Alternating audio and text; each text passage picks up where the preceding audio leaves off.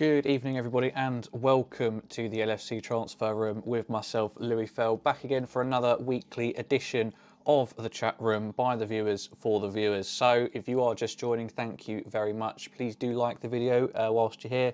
Please subscribe if you haven't done so already. And as it is the chat room, please get involved in the live chat. This is all about you guys. Plenty to discuss, of course, and I'll run through that in a second.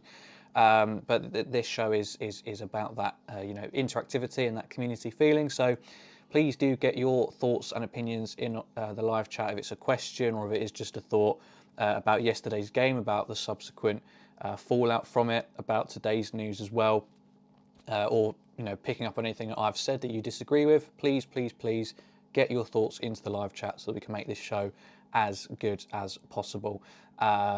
Just realised the date on the bottom left is wrong, so apologies for that. But let's get straight into things. So, of course, off the back of that 3-2 defeat to Arsenal yesterday at the Emirates, we, of course, had post-match reaction here with myself, and I got a lot of things off my chest.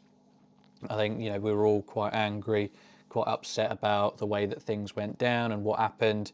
A lot's happened since then, so plenty to get into. Of course, the breaking news being that injury to Luis Diaz. It's been confirmed by Paul Joyce. Liverpool resigned to being without Luis Diaz until December following the knee injury he sustained in the defeat to Arsenal. A preliminary scan has revealed the setback suffered by the Colombia winger means he will not play before the break for the World Cup next month. However, no surgery is required. So an untimely blow for Liverpool and for Jurgen Klopp going into a busy period. And this is when we start playing pretty much at least 2, sometimes three games a week. And he's likely to miss 10 games, starting with the game on Wednesday against Rangers, the remainder of our group games in the Champions League, the start of the Carabao Cup, which maybe isn't as important to some people, and of course the Premier League, which gets underway with Man City next weekend. We're not going to have Luis Diaz available for it. So beyond the injury itself, it brings up a lot of questions, doesn't it? Like this new formation. What are we going to do with that? Are we going to be able to keep playing with that? Who have we got? We don't have enough people. Are we going to trust Carvalho or Elliott to stick it out on the wing? Do they have what it takes, or do we just go back to a 4-3-3? I think that's an interesting debate that we do need to have that conversation for, and there'll be plenty of time to cover that today or throughout the rest of the week as well. There's no rush. We'll focus on what you guys want to focus on. Before we get truly into everything, Sofian, thank you for getting involved, says FSG need to sell up. Well, that's another part of this video as well, the FSG Klopp debate. Who needs to go, what needs to change, that's ramped up since yesterday, so please get your thoughts about that as well. But before we hop into anything, I just want to clarify, of course, there is this ongoing development between Jordan Henderson and Arsenal's Gabriel. Exchanges were made on the pitch, investigations are being had, and this it's a football fan channel. We're here to talk about our club, but we're not here to cast judgment or make opinions on otherworldly issues, genuinely serious things that are bigger and beyond football. So we're not going to engage in a conversation about that until there's been a clear kind of result to that investigation. So I just want to clarify, yes, that has happened. Yes, we acknowledge that that's happened. We're not going to engage into any discussion about that because we don't know the ins and outs of anything yet. So it would be very unfair. And considering this club's more recent involvement, 5, 6, 7 years ago, well, more like 10 years ago now, isn't it? In a similar situation, I think everybody surrounding Liverpool would do very well to heed that warning and just be very, very quiet until everything's put in place and announced with what's happened and the thorough findings of said investigation come out. So let's not bring it up in the live chat. But if you do, don't be offended. I will ignore it and we won't talk about it. But thank you very much for that. Sofian says, I personally believe we need to go more defensive due to the lack of investment. This ageing of our midfield need more support, so maybe go 4-5-1. Anthony Parrott says 4-1-2-3. Casey's got a prediction in already for the City game, 7-1 to Man City. Well, who bloody knows? So Luis Diaz, of course, has that injury. Trent Alexander-Arnold as well. Nothing's come back on that just yet. We're anxiously waiting on news of that ankle problem. Hoping the issue is not overly serious, but Alexander-Arnold will miss Wednesday's Champions League game with Rangers, and it's probably a major doubt for the Premier League game versus Man City. So it looks like, I mean, this is the scary thing, right?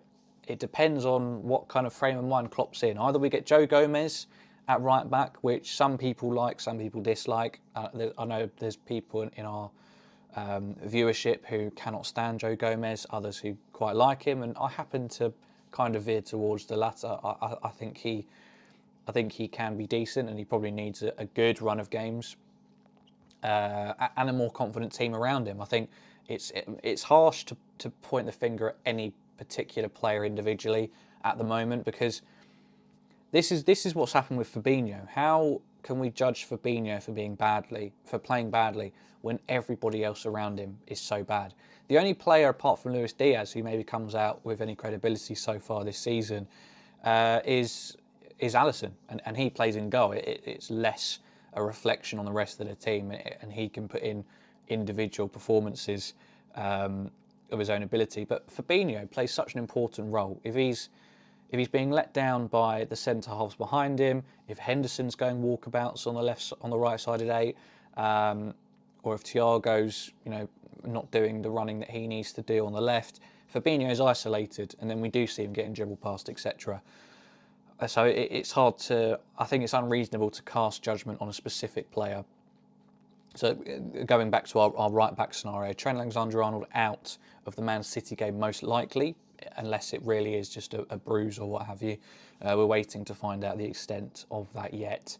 It will either be Joe Gomez at right back, or we'll have James Milner up against, making a return against Phil Foden, depending on Man City's playing staff available at the time. But what a relishing thought that is, and I can't wait to do the watch along for that game next Sunday. It'll be a lot of fun if that's the case. So listen, I don't know what we do. The footballing gods, if they've got any sense, will just have us win against Man City. That's the way this season has gone so far, isn't it? Like, Man United lost their 2 first games of the season, got thrashed by Brighton, didn't do very well against... No, sorry, they got thrashed by Brentford and lost to Brighton. Turn up against us and managed to turn us over. Then they go up against Arsenal, who've been incredible in the league so far, managed to beat them. We, having beaten Arsenal a lot recently, go to Arsenal and get beaten by them, and that's kind of their announcement to the title scene. So we're due a bit of that. We're due a bit of that, fate. So when we go to the Etihad, no, it's at home. It's at home, isn't it? So when we go to Anfield and welcome Man City, if the footballing gods and the script writers are paying attention, we should win. But beyond that, beyond any conspiratorial thoughts whatsoever, currently we're getting pumped. We are getting absolutely pumped by Man City, and it's not a game that I'm looking forward to. Hyla, hope you're doing well. Oliver, hope you're doing well as well. Gary Richards says, Tally Ho Reds, it will get worse before it gets better. And I have a feeling that that's exactly what's going to happen. I'm just going to change the date because it's going to really bother me.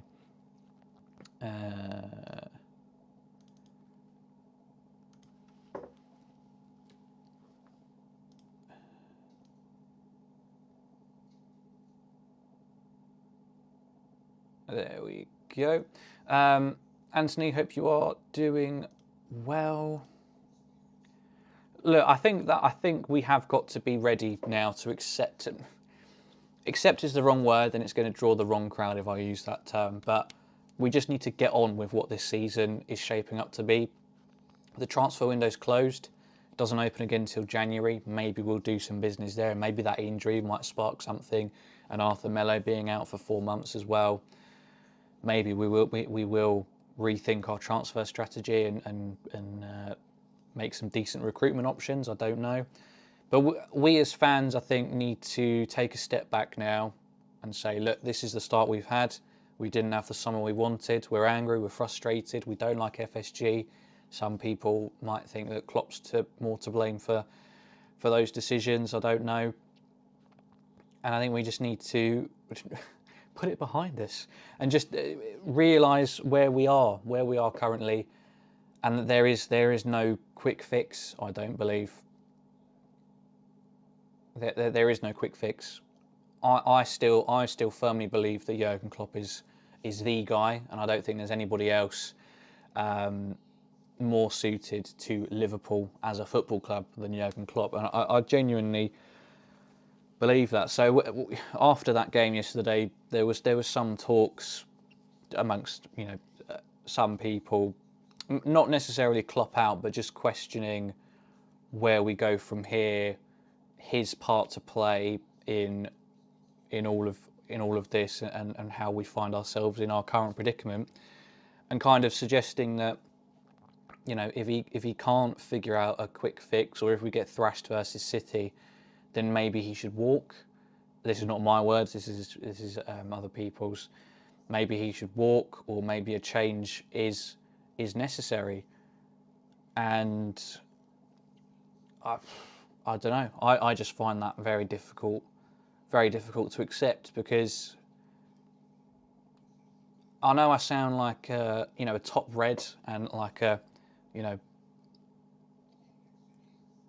stuck in history, if you can call last year history. But what he's done, and this again, it just sounds so repeated and so forced, but I think it's true, and I think there is something to be said from it. What he's done with us, with the resources he's had. We've won the Premier League for the first time in 30 years with Jurgen Klopp. We've won the Champions League, got into 2 other Champions League finals in his reign, nearly won a quadruple, half an hour and an offside goal away, and a Steven Gerrard collapse away, and won every cup achievable. Yes, we had that bad season where there was that centre-back crisis, but I think that was a lot more easier for people to digest, that it was because of a centre-back crisis, and nobody really saw it coming. This one, I think a lot of people were kind of like, look, we knew our midfield wasn't good enough, and we were told that we were stupid, and now a couple of months into the season, and here we are, we're getting absolutely screwed. I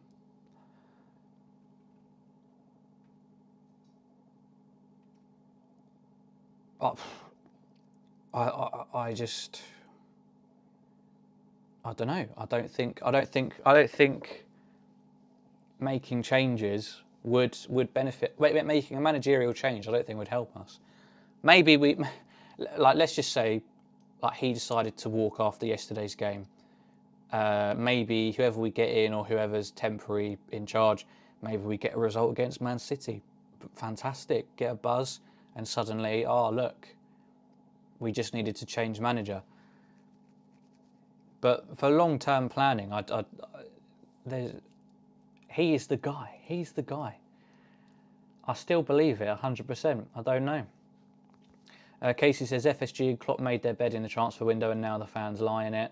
Oluwu says Klopp is taking us back to where he met us, in shambles. Europa League is now the target, says Casey. Gary says Haaland will drop his shorts and bugger our defence. It's better to come 10th than to play Europa League, says Albert. I mean, is that genuinely what people think? They think Europa is our target.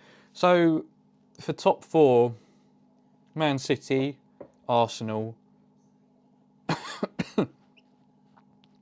What are we saying? A Graham Potter Chelsea side. Do we think Man United will keep this up? I think they've been quite fortunate in a lot of their games. Maybe they'll just keep getting better. That's certainly an option. Who else is there? Tottenham. Does anybody really like Tottenham for top 4? I don't know. But then again, how bad are we? That's the real question, isn't it? And I guess, where do we rank amongst those teams? And at the minute, you probably have to say towards the bottom of that traditional top 6.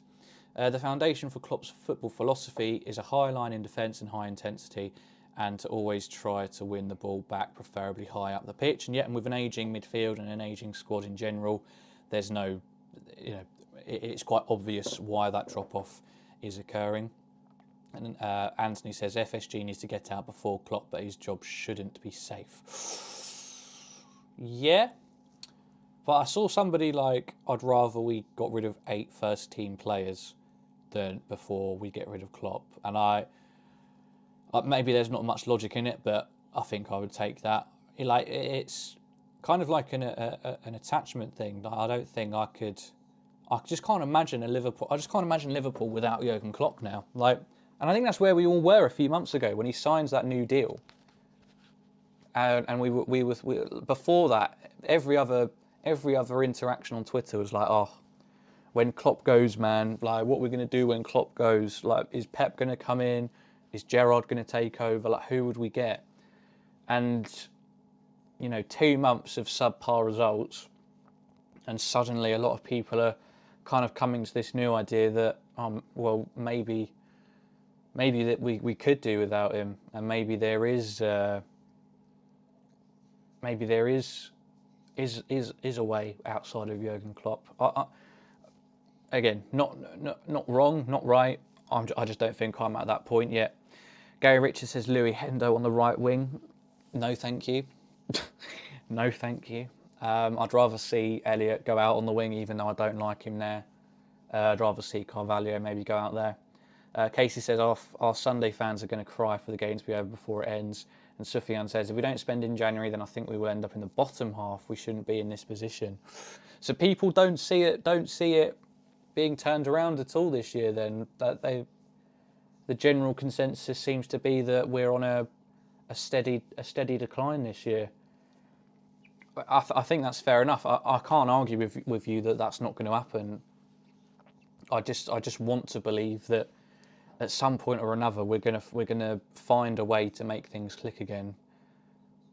But the evidence does suggest the contrary, doesn't it? Like we're playing on fumes. A lot of these players, like we mentioned it. I don't know if it was in the watch along or if it was it was in the post match reaction yesterday. Like Henderson is one of them. Milner is another, although he's old as well. That's a big reason for it. But who else? Van Dijk, Matty, not Gomez because he was injured. Fabinho, Trent, Robertson. I know I've repeated some there, but all of those big players for us, they've played almost every game for the last 3 or 4 years at least. And last season they played, what was it, over 60 games, had an even shorter summer break because of this upcoming World Cup. Like, we couldn't have gone for a quadruple at a worse time, could we? Literally, we went for a quadruple the season before a World Cup that's set, like the only one to ever be set in winter, so they have to bring the start of the season forward. It's crazy. It's absolute nonsense. And it was the season. Yeah, it was the season directly after the Euros as well. So literally the worst time we could have ever gone for a title, for a quadruple even.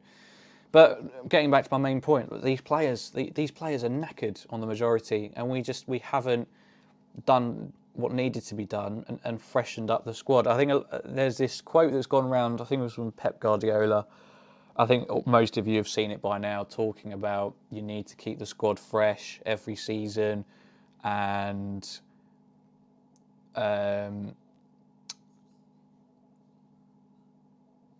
Sir Alex Ferguson said, like, every 3 years, like every team has a 3-year cycle. And I think that's kind of taken over a lot of people's thinking as well. And so far it's being proved right. Bojack says we lost against Arsenal because Trent can't defend and conceded 2 goals. That's not Klopp's fault or FSG's. We were terrible in that game as well, though. We were dreadful, and Alisson kept us in it. This is you joined before after I made this point, Bojack, but I think it's just very reductionist at this point with how bad the season as a whole has been to reduce a game or our performances down to one player or to hone in on one player. It doesn't get us anywhere, and it just deflects from bigger issues that we have, which is that the squad as a whole is not playing well, and there's multiple reasons why that is. Unpopular opinion, but I feel bad for Brighton's Mwepu. Yes, of course, he had to retire yesterday. Terrible. He's got some sort of hereditary heart disease or something, so he's had to retire. You definitely need to keep the squad fresh, and you lot were the ones calling for the strongest 11 to be played in all the League Cup games. Trent has cost us over 10 points this season. The guy just cannot seem to defend. Yeah, well, you've got a lot of things to say. Look at all the results and the actual goals conceded. Everything comes down to right. Well, then that is Klopp's fault, then, isn't it? If it's consistently happening, Klopp needs to take Trent out and put somebody else there, or figure out a way to cover that. So instantly, you've supported my point. Hyder says, pretty sure we would have gotten a draw or won the game against Arsenal with another ref. I'm tired of giving English refs a hard time. English refs, on average, are amongst the worst in Europe. Well, that is the crazy thing. And again, something that was said yesterday, when we got it back to 2-2, I feel like that was quite embarrassing. I feel like that was quite embarrassing for Arsenal. You can't ignore what's right in front of your eyes, Louis. What do you mean? What are you on about? You're saying that it's Trent's fault that we lost against Arsenal, but you're also saying that most of our goals this season as a whole have come down our right-hand side. So whose fault? Whose fault is that? Trent and Gomez have been gashed this season on the right side. Right, so therefore, Klopp hasn't figured out a way to make them better, or to tactically adapt our system to cover the right side, and or FSG and or Klopp have not decided to invest in that right side to make up for it. So it's not just Trent's fault, is it? There we go. We should be in agreement now. Medical staff guy did not agree with in charge and are leaving in droves. Don't understand that, Andy Man, sorry. What were we saying? Pretty sure we would have gotten a draw. Yeah, exactly. Yeah, who picks Bojack? You're gonna get me vexed in a minute. Who's picking Trent? Who's picking Gomez? Who hasn't signed a replacement for them? Who hasn't sold them if that's what you think should happen? Who hasn't coached them better? I don't understand. I don't understand. You're not listening. You're not listening to me at all. You're not listening. You're picking up on one minute detail of what I've said, but you're not listening to everything that I've just told you. You're getting me vexed, man. FSG are mainly to blame for this, but at the end it's Klopp who is to blame for constantly playing Trent when the entire world can clearly see it's coming down the right. Klopp should move Trent into midfield. That's certainly a growing theory as well, isn't it? Thank you to everybody who is watching, by the way. Please do like the video and please subscribe to the channel as well. It really does help us out. And of course, please do get involved in the live chat as well. As you can see, a lot of back and forths going on, and it's good fun. That's what we do the chat room for. Bojack, I did not say that John Henry should give Trent defending lessons. I didn't just mention FSG, but that's the only thing that you're bringing up. So I'm going to ignore you. I'm going to ignore you for the rest of this because I'm not getting through. James says, if you're going to play 4 attackers, why the hell does Trent need to keep being so high? Surely the defence and midfield can keep solid and let the attackers do their work. They are too wide open early on. Well, that's the thing. Against Rangers, Trent wasn't playing so high. Bojack, how many... I didn't blame FSG. You're not listening. You are not listening. You're not listening.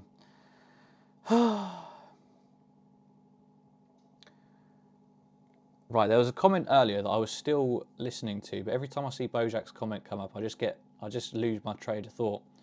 So the game yesterday, I couldn't believe that we were at 2-2. For me, Arsenal were very. It should be somewhat embarrassing that Arsenal found themselves at 2-2 in the 70th minute or what have you. We were clearly the second best team, and in the first 20 minutes, I thought they were going to blow us away. But they didn't. We hung in there somehow, and 3-2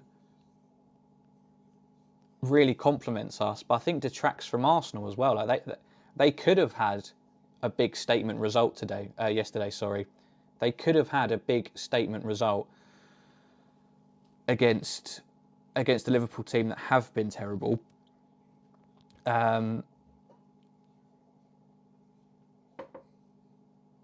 But the refereeing in that game, I feel, compromised the entire performance for both teams. I think I still don't understand to this day how the Jota one wasn't a penalty. Gabriel Jesus, everything that happened with him in the second half, I am very, very, very confused about why he was still on the pitch if he was genuinely knocked out. The fact he stayed on and went about his business and looked completely untroubled, and I've heard nothing about it since then, suggests to me that he wasn't knocked out at all, and that was an absolute farce, and I can't believe it hasn't been mentioned by anybody else. Les Grossman says people get paid to manage the club, paid to think our midfield is good enough. Look, I've always been incredibly generous to the higher ups at our club because of where they'd gotten us to, and that includes Jurgen Klopp as well. Even though a lot of people would argue that he's made up for the fact that our other people in the club have been lacklustre in terms of recruitment staff, FSG, etc. But them under an entire umbrella, I've always been very generous to them, and I've always kind of said, well, what do we know? Maybe they've obviously got, like, their 9 to 5 job is to sit down and to make those decisions. Yeah, Bojan, I'm going to say it one more time, and if you don't address what I'm saying, I'm going to get annoyed with you. Who is picking Trent, and why hasn't Trent been replaced or made better or covered for in some way? Why hasn't that happened? Right? Don't answer any other imaginary point that you think I've made. Just answer that for me. Milner and Henderson don't get a game for Notts Forest. I think Henderson probably plays for Forest, to be honest. But, I mean, they've signed 30-odd players anyway, so I don't know. Hylas says, the first thing most people do when things aren't going according to plan is to find someone or something to blame. In my view, it's better to use the energy to find a way to strengthen what you have. And unfortunately, we can't do that, can we? I think that's a massive part of all of this, is that we feel power. We'll go out and buy somebody then, Bojack. Make him better. Train him. What are you saying? We're stuck with him? He's crap. We can't do anything? Do something with the tactics to cover him better then. I don't know. But you're suggesting that there's nothing we could do. It's just Trent's been that bad, but we can't do anything at all to change it. And it's all his responsibility, even though there's 10 other players on the pitch at all times. I don't understand. Why on earth has Klopp started using a double pivot with Henderson instead of Fabinho? It's preposterous. He's appalling. Well, people seemed all right about it against Rangers. I'll say that. I wasn't one of those people. He played well against Rangers, and I always say when a player plays well, no matter who it's against, agendas aside, you've got to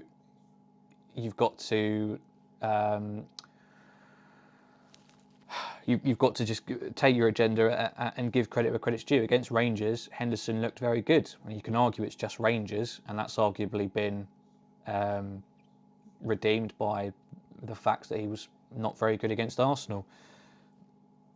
Simultaneously, a lot of people were asking for Fabinho to be dropped. I'm not saying that Klopp made that decision because he was listening to fans. I think he was also genuinely not too happy with Fabinho. There was that whole story about him shouting at him during a game and Fabinho didn't pay attention or tried to ignore him or whatever, and those kind of things. Like, we see that with Henderson when he gets arsey about being subbed off.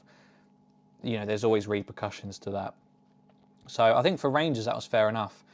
To then go into an inform Arsenal game at the Emirates, trying to play a new formation 4-2-4, and to start Henderson next to Thiago, I didn't like it.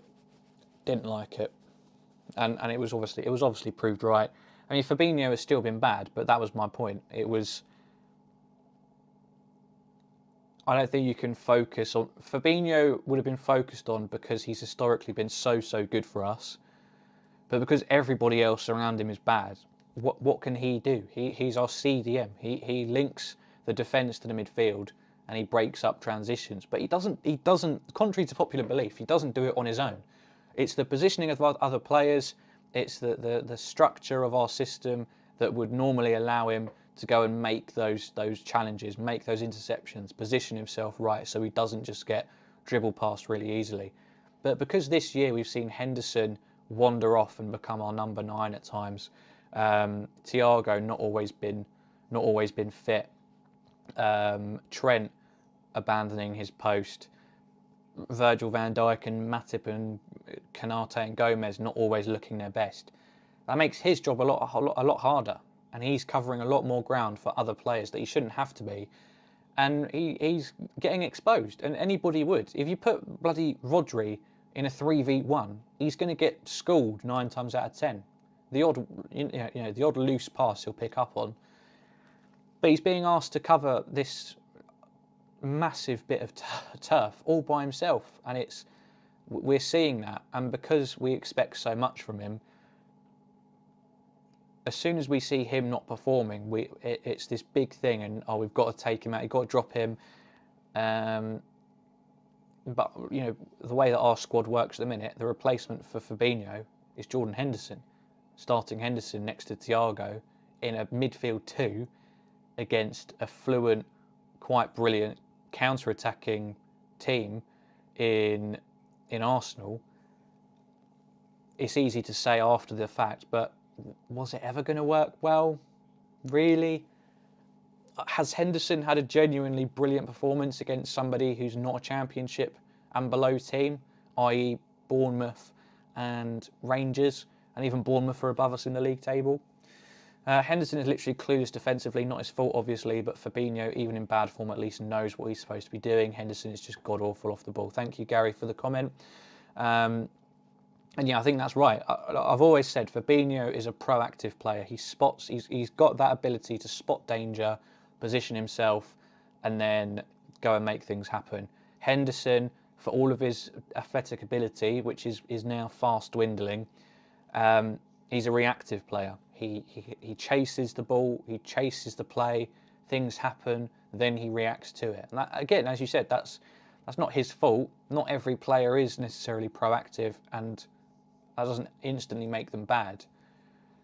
But that combined with his age, his athleticism deserting him a little bit, and probably just a lot of fatigue, as we talked about earlier, from last season and all of the football that he's played for us over the years in such high intensity, it's just all becoming exposed again. Anissa says, Louis, do you think the players have downed tools? No, I don't think so. Maybe this is me again being naive and giving too much credit, but I don't think any of those players have it in them. Like, I think a lot of people might go to people like Salah and say he's down tools because he's got a new contract, but everything about his career up until now would suggest otherwise, that he is a model professional who has taken players like Harvey Elliott under his wing, telling him not to eat bread and all that kind of stuff. But he's somebody who wants to have a legacy, wants to have kind of something to leave behind in terms of in footballing terms, and he wants to be a perfectionist, and he wants to win Ballon d'Ors, he wants to win Golden Boots. Him getting more money isn't going to, I don't think that's going to taint his desire. I think he is also suffering from just being heavily fatigued over a long-term basis. What happened against Senegal in those 2 games would have rightfully gutted him a bit. And he just ran out of steam. Like, he was a statistical monster in the first half of last season. And everything that we know about statistics and averages and means would indicate that in the second half, he would level out. He would find a way to level out. So if you're like that at the first half, the rest of it is going to be pretty low. And that creates kind of a middle ground, which is, where everything, it's the average for a reason, because that's where most people kind of score. So when you have such a good opening to the season, the second half is not always going to be as good. In previous seasons, he's been consistently brilliant throughout. Last season, not quite so, but he was monstrous in the first half of the year, unbelievable. So going back to the question, I don't think he's down tools. I don't think anybody's down tools.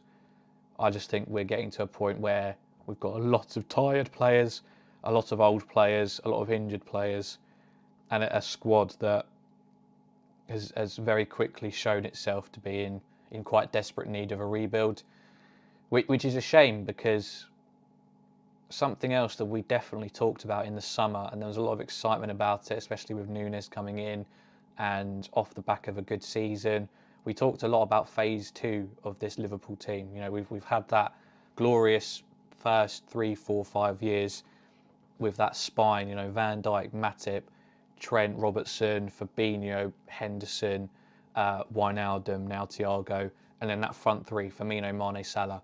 And now it was all about this kind of phase 2. So we had Harvey Elliott coming in.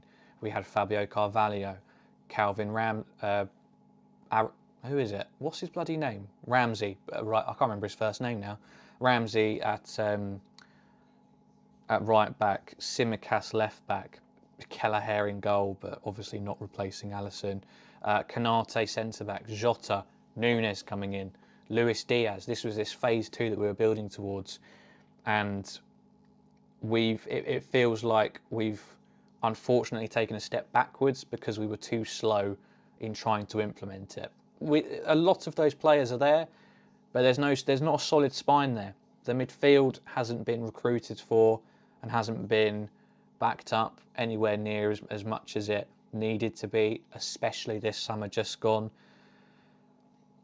And it's disappointing that nobody within Liverpool was able to see that, or at least I guess the man who matters most, Jurgen Klopp, wasn't able to see it, that midfield needed revamping. It needed some people clearing out, i.e. your Oxlade-Chamberlains, probably a Naby Keita's, even though I do like him. Milner shouldn't have signed a contract. Henderson should have been moved back into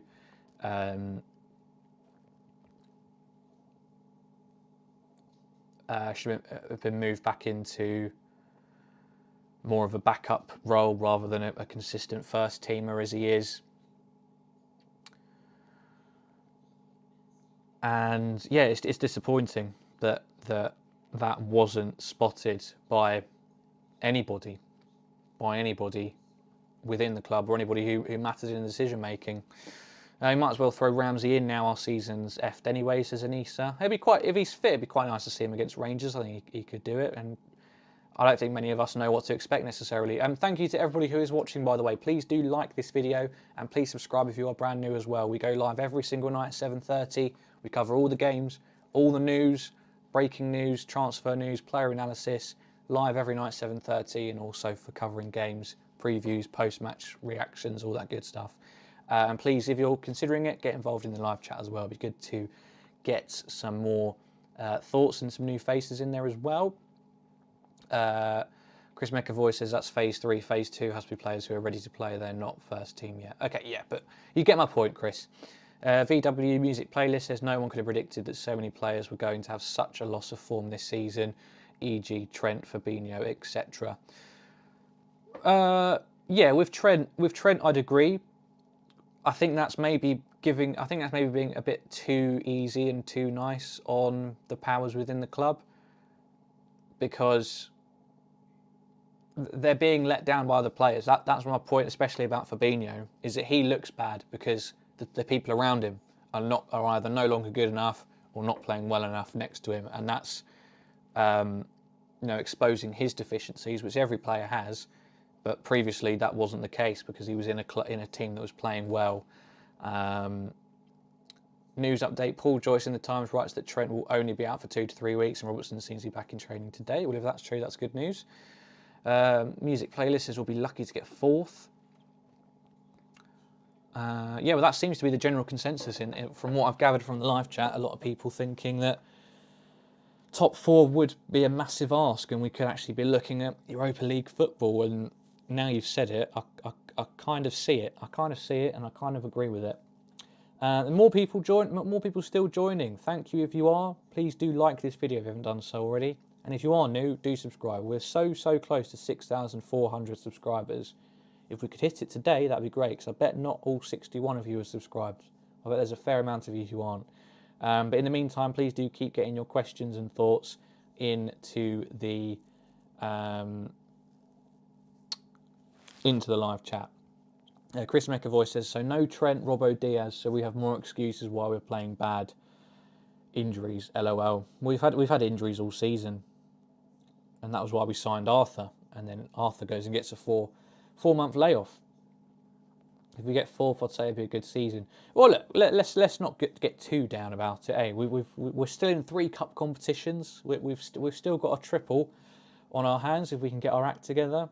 I mean, look, realistically, all we've got to do, and I say all, we've got to beat Rangers, and then we could draw our last 2 games, surely. Although would Ajax go through, because they've probably beaten Rangers, haven't they?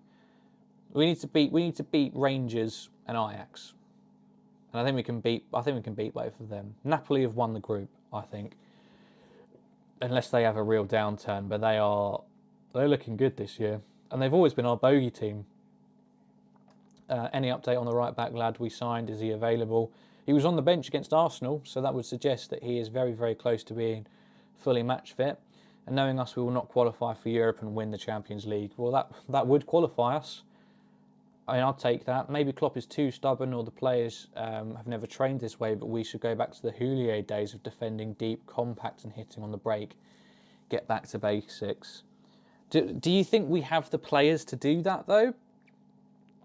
I mean, look at that. Look at the way that penalty came about. It was horrific.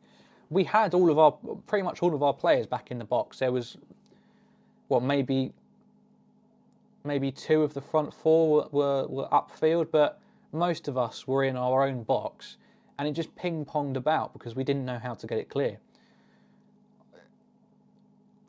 I think it's easy to say, oh, let's just switch to 5 at the back or 4-5-1. Let's just be compact and just focus on defending. But in doing so, you invite pressure. We're not. I don't think we're capable of doing that. We are suited to defending upfield. That's what Klopp knows how to do. We don't. Klopp doesn't know how to be compact, and I don't think that's something that you can just decide to do. That is a way of life. That is that's a Jose Mourinho skill, back in his heyday at least, to be able to pull that kind of thing off. You can't just decide we're going to be compact now when your entire career is built upon having a high line, defending with a gegenpress in the opponent's half and winning the ball back quickly.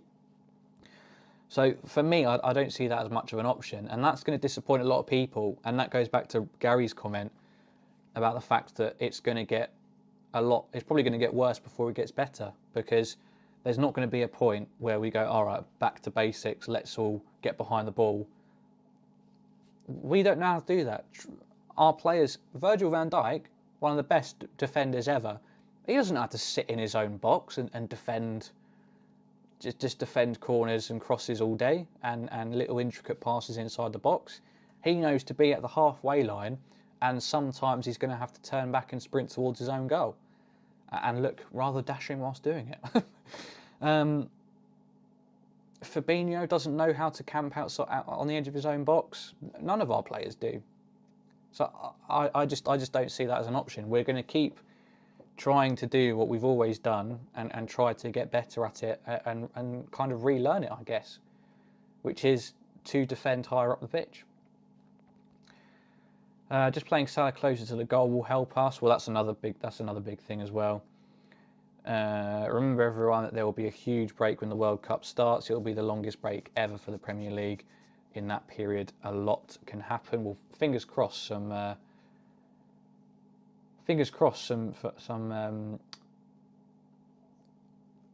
signings or something. Rutherford, thank you very much for subscribing. Much appreciated. Anissa says VVD hasn't sat in his box since Southampton days. Exactly.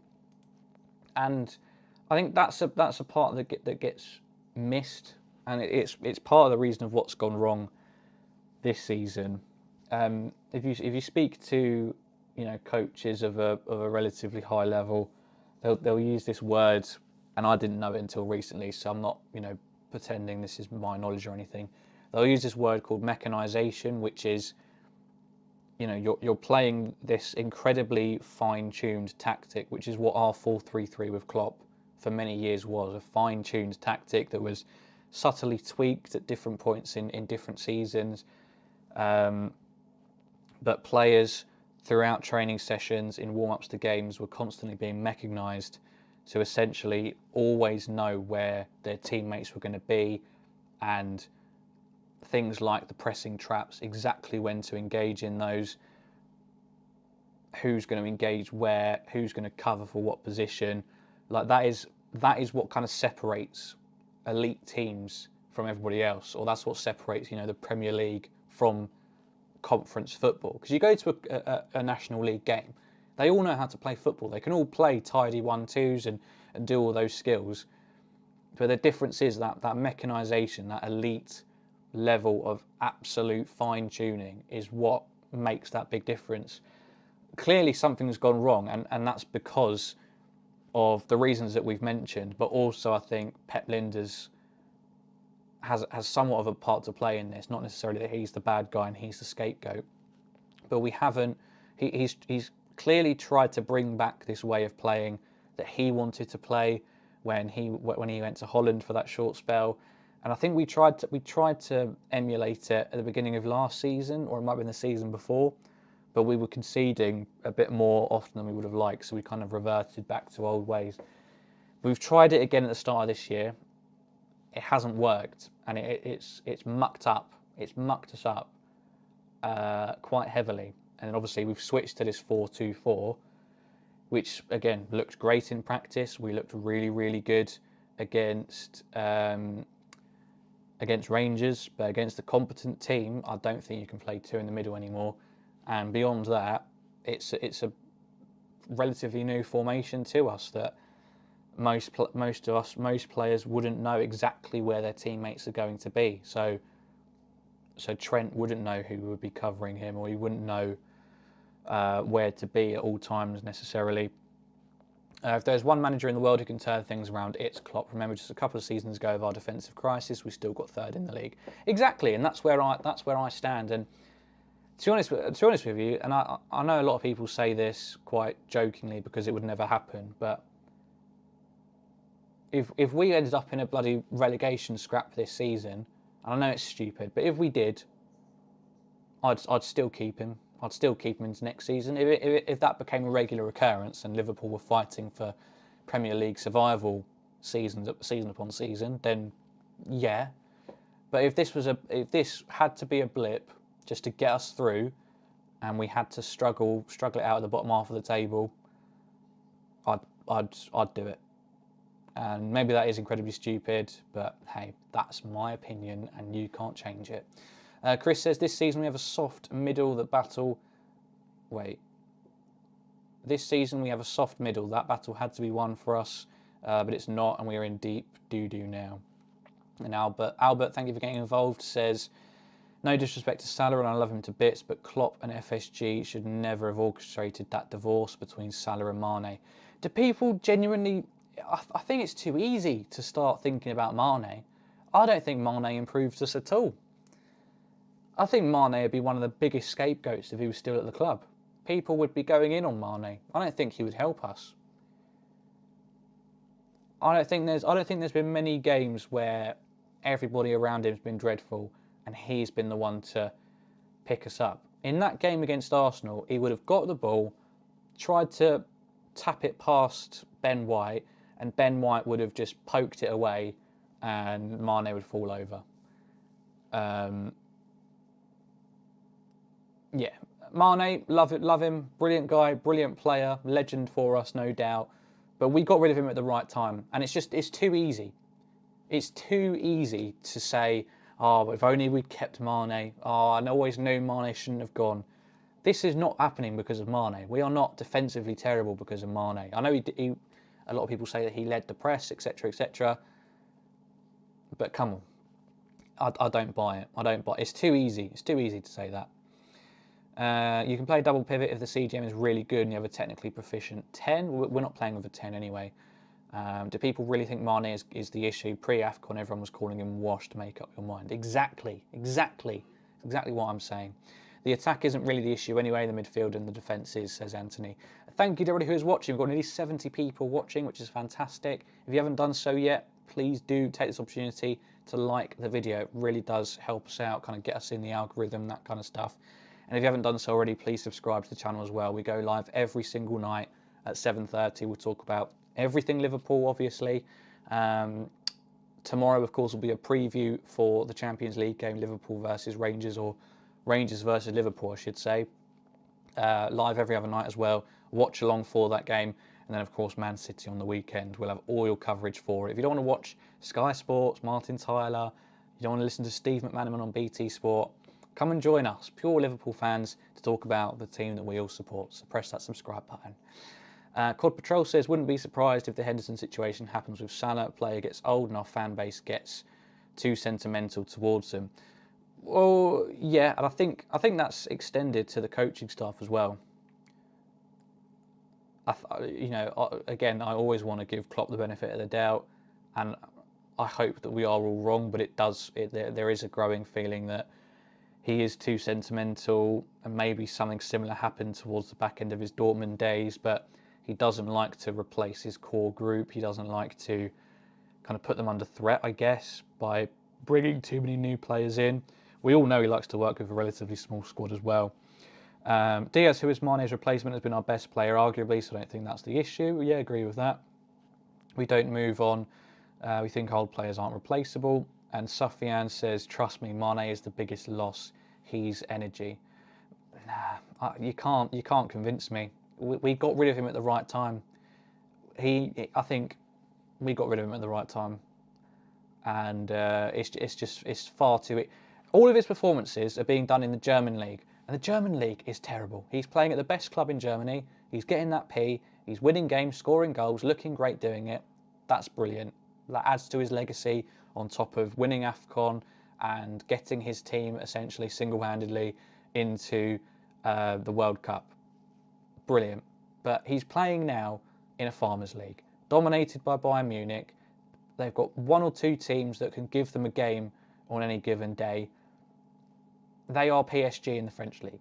So any performances there, you've got to take that into account. So even if he comes out as somehow their top goal scorer, it doesn't mean much to me. It doesn't mean much to me.